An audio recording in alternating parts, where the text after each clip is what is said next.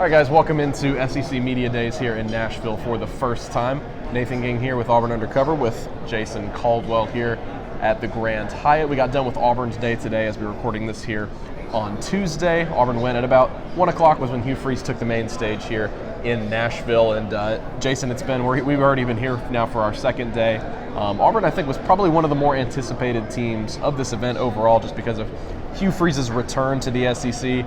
That was one of the big storylines on the main stage, kind of what we expected in terms of maybe what the national and SEC media were looking at in terms of, their lens of Auburn this year. We'll get into a little later, obviously, the nitty-gritty that Auburn fans want to know about the team, but it seems like for his first time back in the SEC now at Auburn, I think Hugh Freeze did a pretty good job today. I think he knew what to expect. I think he handled it pretty well. Yeah, I thought he did a good job. I really did. I thought Hugh Freeze and the players all did a good job of, like I said, it was about promoting the program. They did a good job of that, and kind of trying to get the point across of what they want as a program. I think that was one of the big things that they talked about and did a good job of as well today too. But yeah, Hugh Freeze touched on, hey, here's where we are. Here's where we need to get to. He talked about roster, some issues with the roster, talked about transfer portal, all the things that having to build a program. And so I thought that was maybe enlightening a little bit. And we've heard a lot of those things, but to hear it in those terms and to talk about how, look, I thought to me jumped out was no goals. When you think about guys, you think about goals. He's like, look, it's just today. Worry about today. That's all you have to worry about.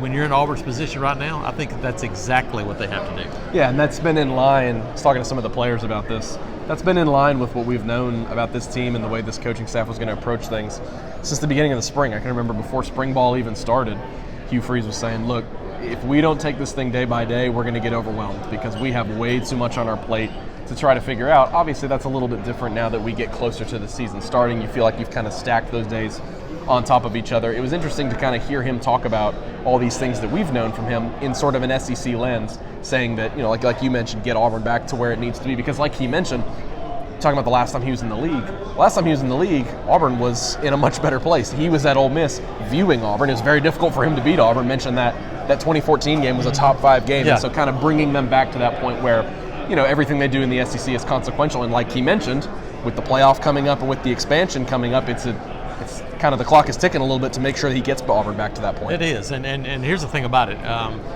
It's a difficult spot. Hugh Freeze and Auburn's in a difficult spot right now. Now, here's what we don't know. We don't know what the schedule is going to look like in 2025 moving forward. Is it going to be one permanent, 7 rotating? Is it going to be 3 permanent, rotating 6?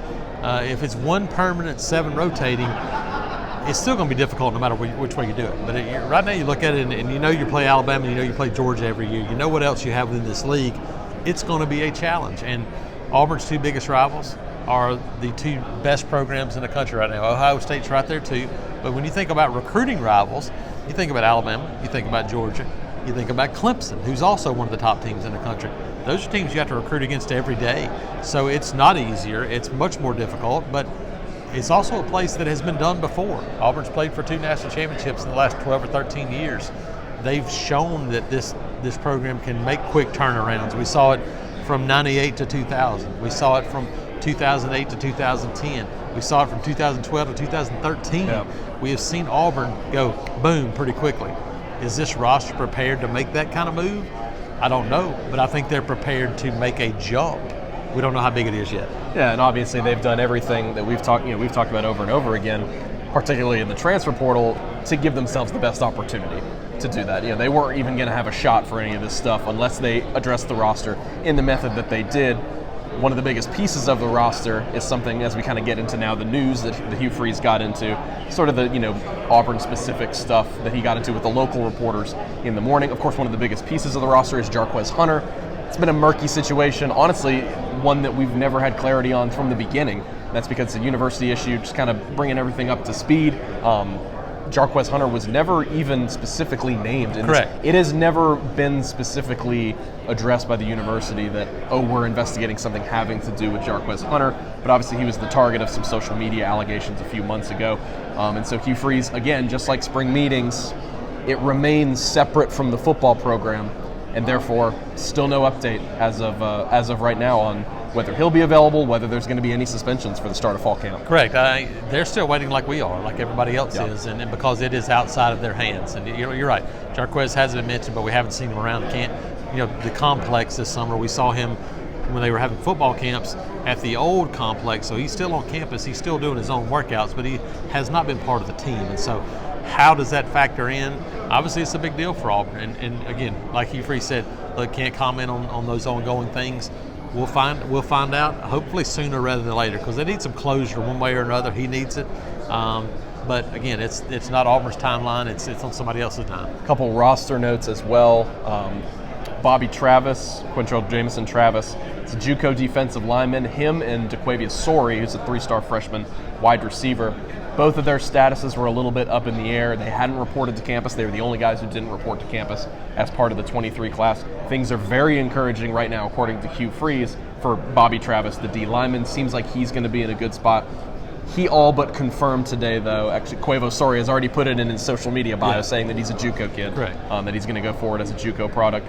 Pretty much all that confirmed that he is not going to join the team. I thought it was interesting, though, that Freeze, and he was asked about it. Down the line, could he be a guy? We've seen that at Auburn. We see it at programs all the time, bringing a guy back from the JUCO ranks. Speaking of maybe bringing a guy back, Demario Tolan, the LSU transfer, he exited the program earlier this summer. Hugh Freeze confirmed what we knew, and that it was a personal matter, needed to take care of it, much more important than football. By no means dismissed from the program, anything like that. Similar to Quavo Sori, Hugh Freeze said, maybe, we'll see down the road. It seems like maybe the door, I don't know if the door's left open, but the door was certainly not slammed on either of those guys. I think obviously those are the house cleaning issues that you normally have this time of year as you prepare for a roster. So it was good to kind of maybe get a little bit of closure on some of those things, and it kind of gets you then to where you can focus on the football side of things. Right. And we got to focus on the football side of things with this, Nathan. And obviously it starts with quarterback. When you think about this Auburn roster, there's questions all over. Who's going to be the starting quarterback? The most interesting part of the day was Hugh Freeze talking about Peyton Thorne. Yeah. Saying, hey, look, he came to us, wanted a list and photos of everybody in the building because he wanted to know their names. Detail-oriented. That starts with Peyton Thorne, but he talked about Robbie Ashford. We've seen the improvement out of Robbie Ashford. Seen him this summer, the maturity level increase. I think this is a quarterback room, and we asked the players, and they all agreed. They feel like this is going to be an improved quarterback room for Auburn. How much can they get to? What level can they get to?